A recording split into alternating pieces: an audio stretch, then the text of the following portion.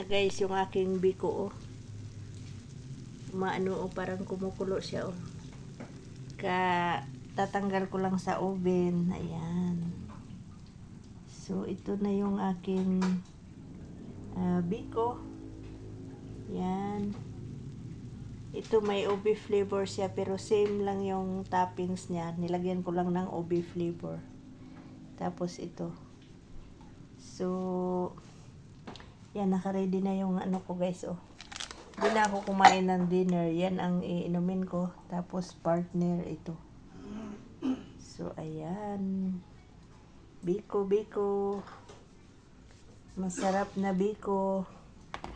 Kasi dito sa amin, ayan, pinagpatong ko kasi mamaya tatakpan ko yan para hindi madumihan.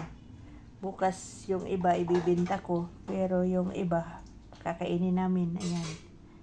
Pangkain, pangkape. Yan guys, oh. Sarap ng guys, oh. Ganyan kasarap yung luto ko na biko. Yan. So kakainin ko yan mamaya. Okay.